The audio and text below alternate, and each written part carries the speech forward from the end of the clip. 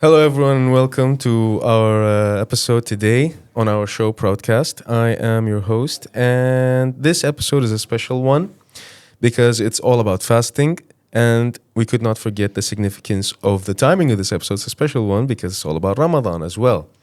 And fasting has two aspects, not just one aspect. It's more than just a cultural significant aspect, but it is also a health and physical health significance as well. And I couldn't find anyone better in our school to talk about how important it is that we fast in our health than our very own Dr. Mina from Medical Care Zone.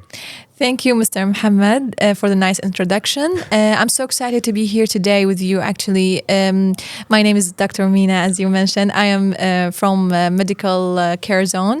We are responsible for the healthcare for BISK school.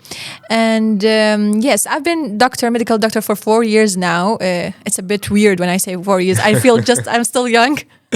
Well, you are young, doctor. Thank you. And yes, our episode today is very interesting, actually.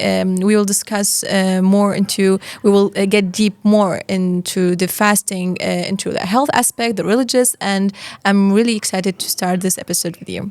Thank you. Likewise. Now, before we get into any details, first, let's speak about your experience with fasting, especially this Ramadan. How do you find it so far? Actually, for the past couple of years, Ramadan, it had been always been my favorite month, but I knew how to, practice fasting in a very good way to my health, to my body, and also to my mental health, and also spiritually. So finding the balance is what was my key, and it's not easy. It's simple, but not easy. You need to practice and you need to adjust your schedule and everything. Of course. So for me, it's amazing month, and I really enjoy each single moment of it, fasting and non-fasting hours. I think I can speak for all of our young audiences that all of our plans and all of our schedules get sort of, to put it nicely, ruined. I couldn't find any better term, but so please don't hold me accountable.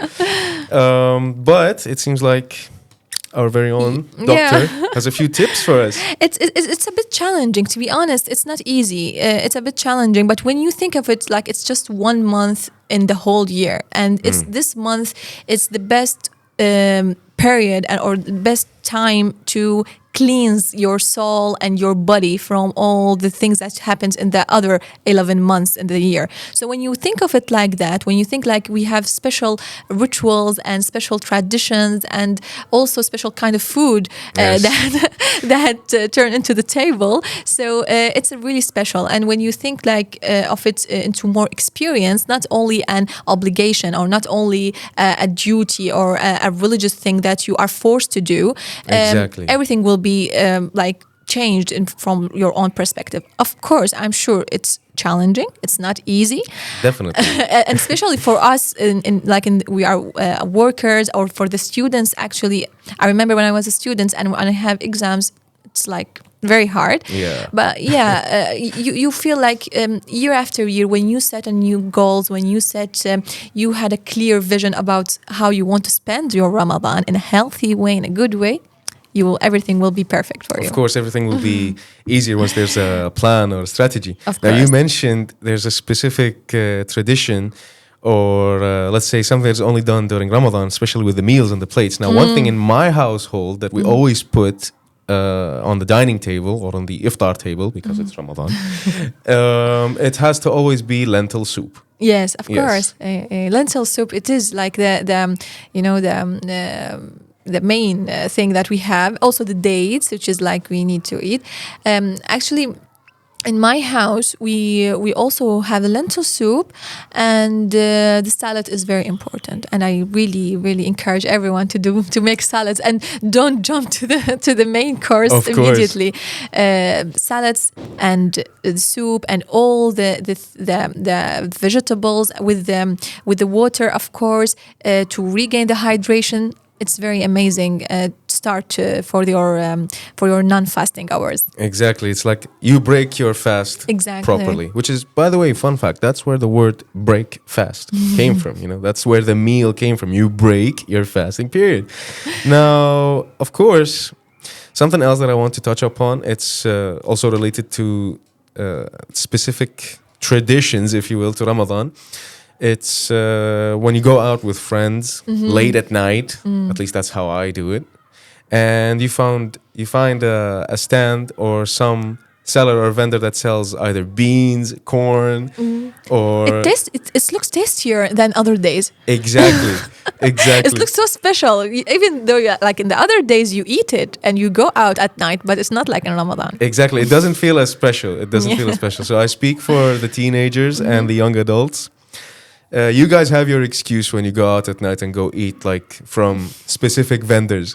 I relate to that. I don't encourage it because you need to stay at home and study. I'm not saying this because I'm just like a teacher, but but you also need to stay at home and manage your time properly. Yeah.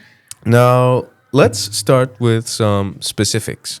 Now, of course, just like you said, fasting is not just something that we use to cleanse our souls, but it's also to cleanse our bodies in let's say, in a physical aspect or a health aspect. So what kind of health benefits can you share with us? Sure. So first, let me start with the term. The term is called metabolism. We've heard a lot about metabolism. Metabolism is when your body starts to burning the food that you get. It's a chemical reactions. Let me say it in a more scientific way. But it's when I will make it simple. Yes. It's when your Keep it English, please. Keep it. I will keep it English for sure. So yes. So it's like when our body started to burn the food that we have and to give energy. Tamam. So in Ramadan, surprisingly, the scientists and the researchers and the studies showed that the fasting hours will increase this metabolism rate, and it will affect into burning this this process into activating this process, and it will help to building more energy. That's if you fast in a proper way, in the right way, not if you just like fast and you feel tired and then you eat a lot. Will all be It's not like ruined. fasting from after suhoor and sleeping then and then waking up at 4 p.m. Looking that's at horrible. you. I'm looking at you. People know themselves. Yeah, that's horrible. So actually, if you are able to make it healthy in a healthy way, in balancing your meals between the iftar and the suhoor, it will help in weight loss. You will be able to regain your fitness because you will be light during the day. You will be more active and especially for me, it's a mind game. So if you just wake up and think of food, you will feel hungry. But True. if you will focus on something else, you will start to move, you will start to work, you will start to do you will feel lighter, and believe me, you will feel even more active than other days. The moment you mentioned, you think about food and everything, immediately like a thought of a meal came to my head, and now I'm hungry. Actually, I'm starving right now. That's a mind game. The mind games, they're doing their part. Yeah. So this is like very important point I want to mention. It's actually a lot of research I want to mention, but it's a really a lot of research done for fasting, not because it's only in Ramadan, because it's in other religions, and because there's even now it's turned to be a healthy way to manage some diseases, to prevent some diseases, and also to as we mentioned, to control your weight, to control the blood pressure, to control the blood sugar. So it's all with very nice and complicated mechanism and very interesting. But it is actually well known in the whole world now. True. Now you mentioned it, in the matter of like health and everything. What about its effect on students? Since we're working in a school and we are surrounded by young children, teenagers, and young adults. What about these guys when they are fasting and they are studying? And we've all been students at some point, and we all have fasted, and some of us still do, and we still study. So how does that work? How does the brain work with fasting and studying for the students? Yeah. So actually, as I mentioned before, it is a bit challenging because they are thinking that it is the right way that your brain needs food, so it can work. But if the families and if the students fasting in a proper way, if they have their right iftar, if they have between iftar a lot of water, a lot of they hydrate their body, if they divided the meals, and if they also eat before like going to sleep maybe, and drink water, and even if they can wake up for suhoor or not, if they have their enough food during this period. Actually, it's very interesting how the Ramadan, or how the fasting is improve the cognitive function of the brain. True. It's working on the main proteins in the brain that encourage and improve the memory, that improve the even the creative part in the body, in the brain. Sorry. So it's really interesting, and it's more all on to they believe in it. If they believe that it will help them in also maintaining the good cognitive behaviors and the good mental activity and mental health, it will help them also to complete their fasting. However, we've faced in our clinic many students that came with dizziness, with headache, and which is normal for their age. It depends on their age. Yeah. So we advise at that time, if they are not able, or they didn't already day before have enough hydration, have enough water, we sometimes advise them to break their fasting, which is very little amount of cases we have, to be honest. Yeah. I'm so proud. I want to mention this. I'm so proud of all our students that came, and they are even like complaining a little bit, but they know that it's the normal reactions of their body, and they are just refusing to break their fasting. It's really impressive for me. See, this goes to all of our students, whether at home or in school. Yeah. You guys have made the medical team proud. Well done. Yeah. Now, of course, just like you mentioned, there are some specific cases and specific health conditions that hinder or prevent people from fasting. So, what about cases where it's the opposite? Like, how can fasting help in, let's say, cases that need fasting? Yes, of course. So we have a lot of medical conditions and medical cases that mainly focuses on fasting. Yani the fasting, it will part of their even the guidelines of treatment, and it is like internationally and globally wise. It's not only in our religions, and Ramadan is a great opportunity. For example, when you have like a blood pressure, or you have high blood pressure, or you have somehow obesity, or you have somehow you are not able to let me say, to have a good metabolism or a good metabolic rate in your normal life. It's a great opportunity that fasting will help the body to pause because the main thing, our body is just burning first the fats. Yeah. So when you are fasting, it will help to burn all the fat that contain all the toxins. It will cleansing the body.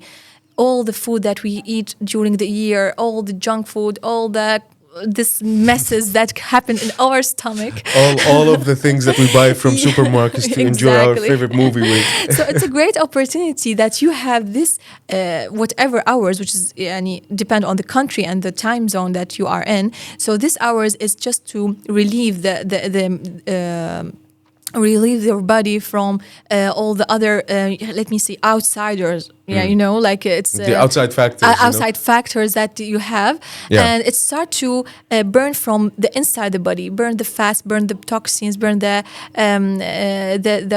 harmful effects, and that's help in many diseases, to be honest, and many health conditions, including, as I mentioned, blood pressure and other kinds of conditions. Of course. Now we can clearly see like there's a correlation between, let's say, promotion of health and fasting, how the body reacts to promoting a healthy cycle rather than an unhealthy cycle when you are fasting. Exactly. So we can like draw a line, or let's say make a clear distinction that fasting is not let's say, a preventative measure for weight loss, but rather it's a measure that promotes weight loss. That's like an example. Exactly. It's an organizer. It's Yeah. like an organizer month. It's come to organize the whole body, even the hormones, even the immune system. It has a very huge effect on the immune system. It's really strengthen your immune system and it help you for the whole other months to protect your body from like other diseases or from infections. It also has a very interesting fact that it decreases the inflammatory markers. It has an effect. I don't want to get into this medicine and science too much, No, but you can get into medicine and science. It's we okay. have like the monocyte and the lymphocyte. It's also helped to build this cells that help the body to decrease the inflammatory markers, and that's why, as the studies and research mentions, that even the rate of being infected with bacteria or viruses it become less in Ramadan or while fasting. So and to be honest, it's very interesting for me to share this as well. Even in the very old centuries, like in the 5th centuries, the Hippocrates or Aristotle, هذولي. Yeah. Yes, so These guys. these guys, so they are all were admitting that fasting can help in managing many cases and also in preventing many health conditions, and it's very interesting. Of course, our listeners at home, they can do their own research about this, which Yeah, I please. encourage. And what Dr. Mina just mentioned, this goes straight to our biology nerds, which I'm sure they would appreciate how Dr. Mina is enriching the episode with a lot of information. Now, Doctor, since we are reaching the end of our health segment Section. of the episode, what's a last word that you'd like to say for our audiences? So the last word is keep it simple, keep it with passion, keep it with love, fast and do your religious part. At the same time, take care of your health. Don't eat too much. Don't rush in eating, and please choose what you put in your stomach. It will all be clear on your body and on your mental health and your physical health. Whatever you put in your body, it will be going out. So take care of what you were eating, and I wish you all a very happy next couple of weeks of Ramadan, Yes. hopefully, and very blissful and peaceful Ramadan for you all. Thank you so much, Dr. Mina, for attending our episode and accepting our invitation. Thank you so much, Mr. Muhammad. We're really I happy. just want to mention something else. I want to also wish a very nice fasting days also, and peaceful for our Christian and for all the course. religions and the other religions that we have in our country and other countries. And yes, I wish you all peaceful fasting. Thank you for your wonderful and peaceful message. And what you said is going to be used as a perfect segue into our next segment, which is all about the significance of fasting in cultural matters and religious matters.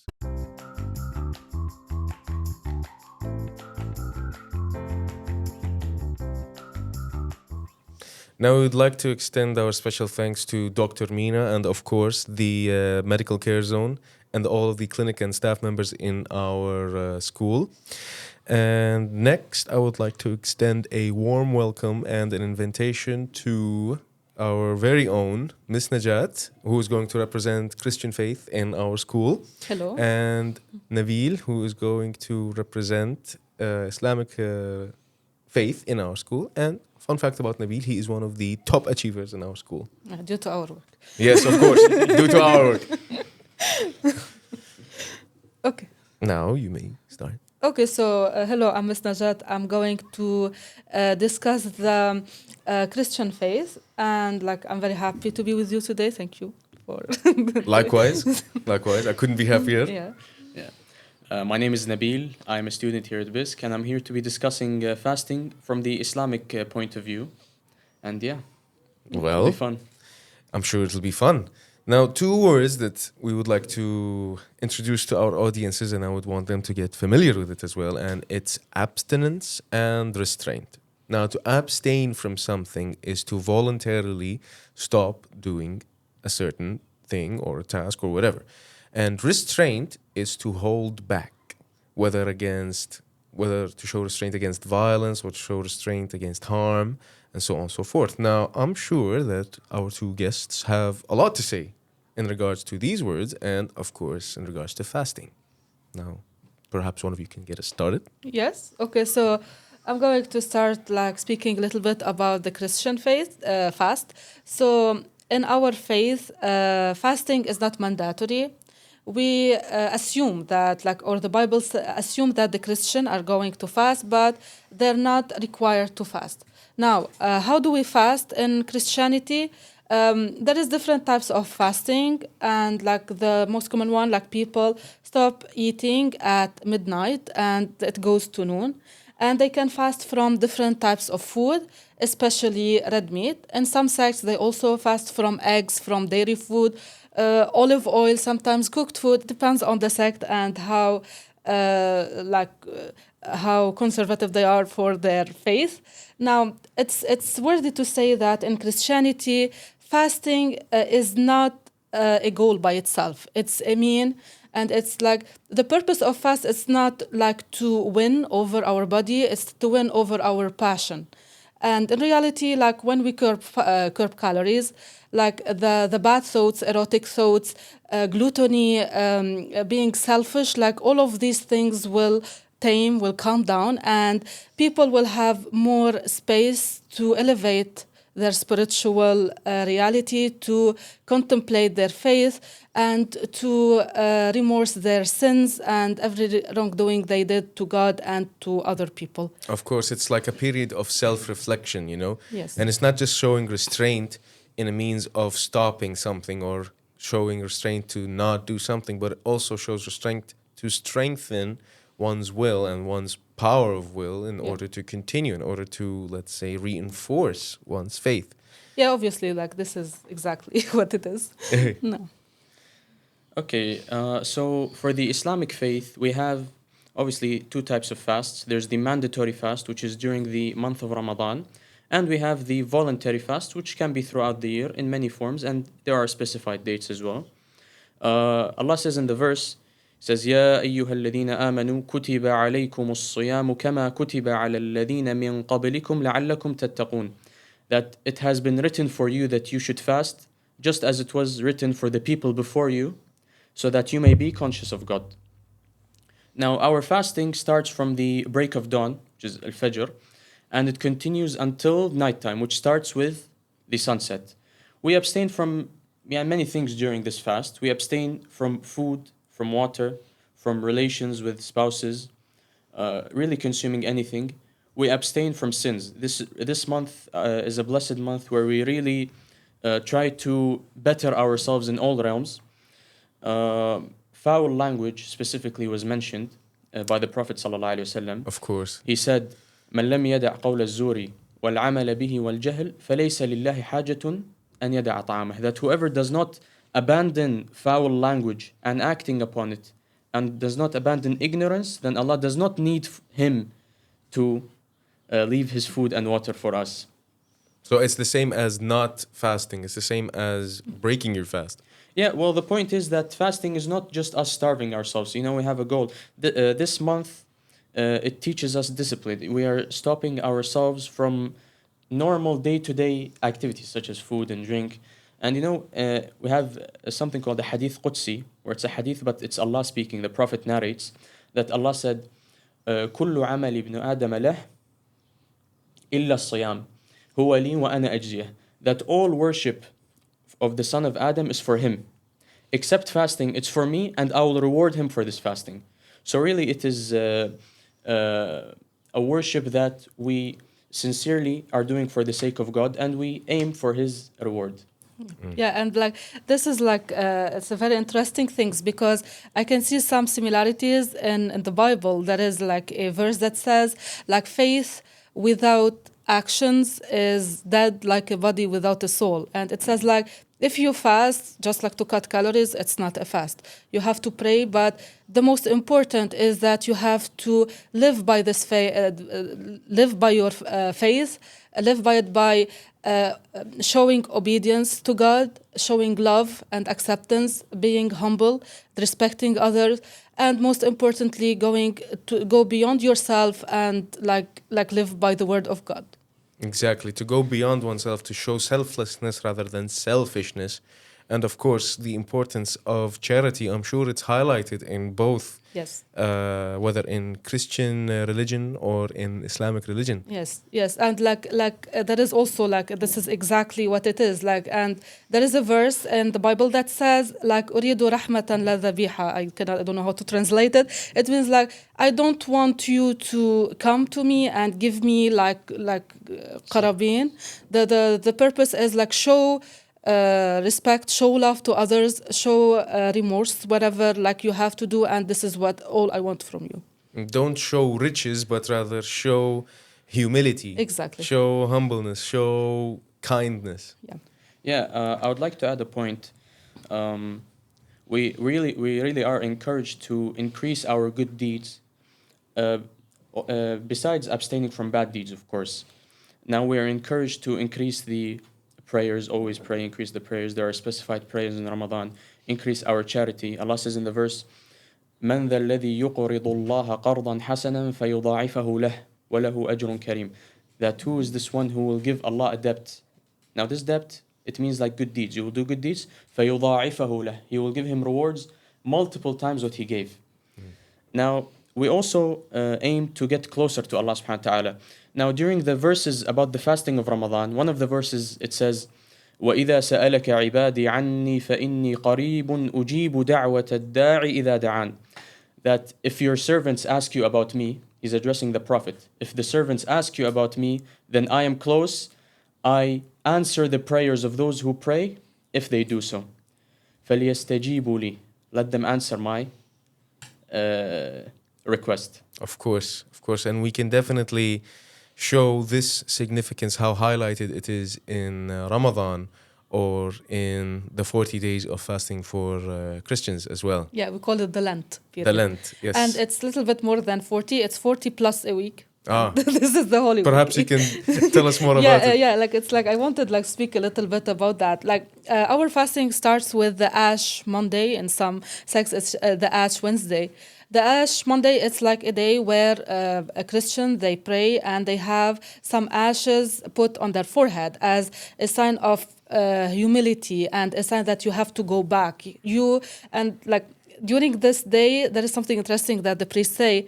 They tell people, you came from ash, and to ash you shall return. So telling people like whatever is in this world, it's like worthless. So just like work for yourself and for your spirit, elevate yourself. Then there is like the 40 days period of Lent, and after that there is the Holy Week. We are now in the Holy Week.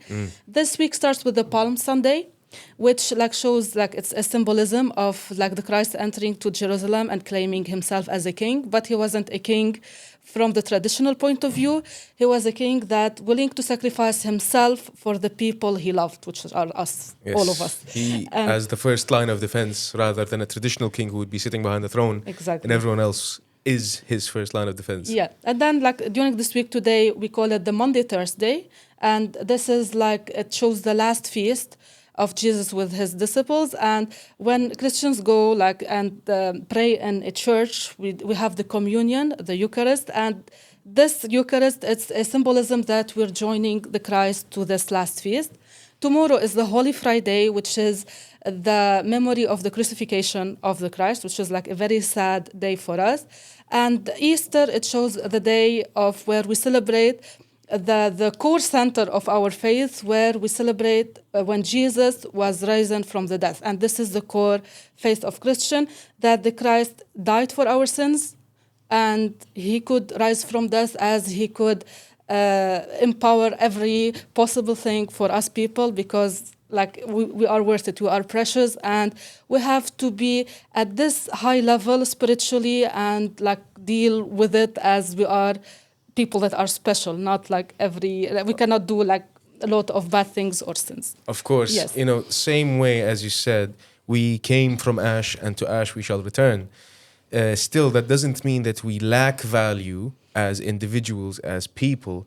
But no, this is to show that the world has no value. In the end, it's as far as I can It's understand. all fading. Exactly. All Yes. is vanity. Yes. If I may, it's very interesting you mentioned the ash statement, that from ash we came and to ash we'll return. There's a very similar verse in the Quran which says, talking about the earth, the turab of the earth, the dirt of the earth. He says, "Minha khalaqnakum wa fiha nu'idukum wa minha nukhrijukum taratan ukhra."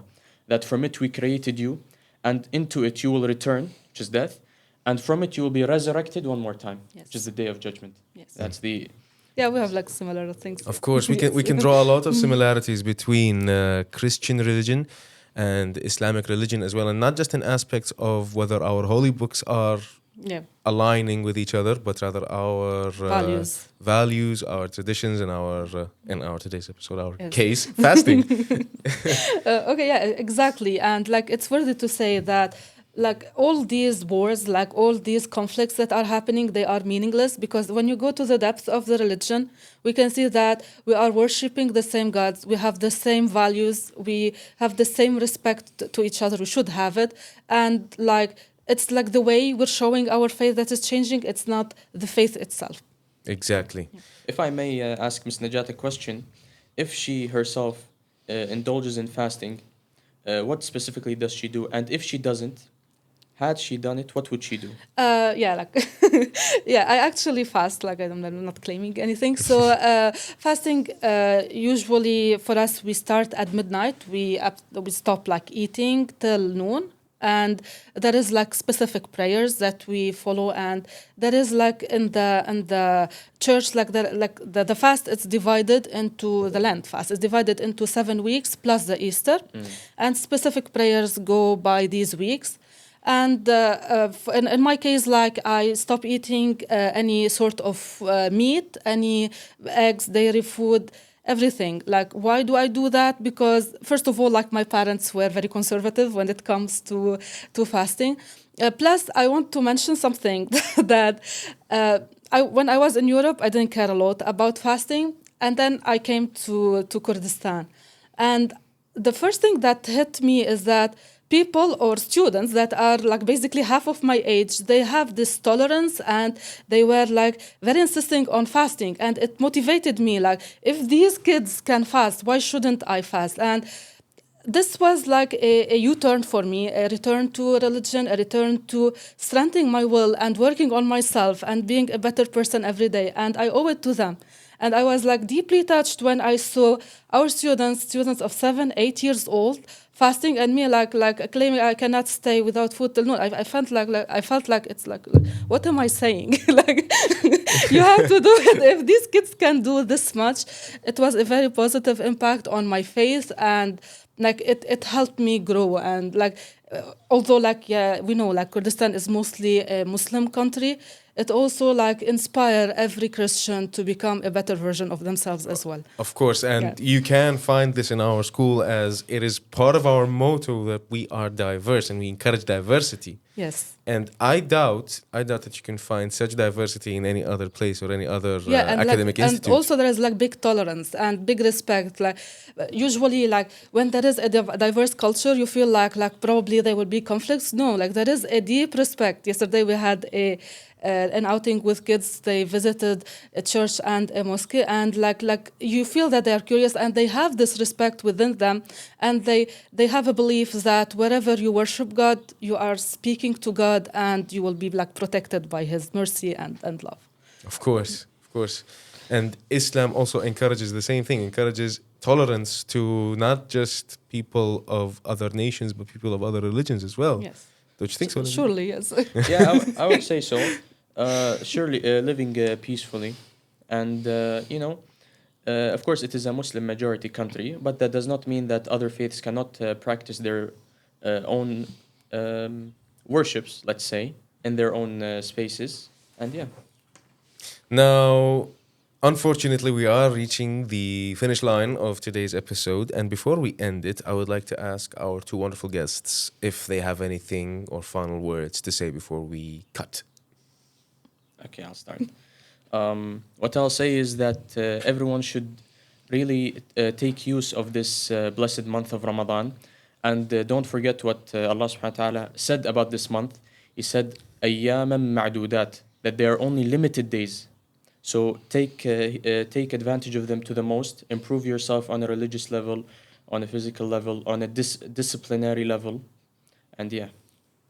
Yeah, exactly. Me, I would like to invite everyone to be tolerant, to respect each other's religion, and like to love each other because like we share a lot of common values. As well, I would wish all Christians a happy Easter because it's this Sunday, and I wish all the Muslim a blessed Ramadan, and God give you the power to pursue all your fasting and all your prayers for this month. Thank you. And I'm sure I speak for all the Muslims that we wish you a happy Easter. Thank you. And now we have reached the end of our episode. Don't forget to leave a like, subscribe, share, and comment. And I read all the comments that you drop, and I appreciate the ones that are there. And The good ones. the good ones, of course, yes. I appreciate all the good comments. And you can tell us your feedback. You can suggest us some topics that we'd like to speak about in our episodes. And maybe, this goes for the students, maybe you can get featured in one of our episodes if you are interested in joining us next episode. And thank you all for attending. Thank you, Ms. Najat, and thank you, Nabil, Thank you so much. for being with us today. And of course, thank you for Medical Care Zone. And we have been proud.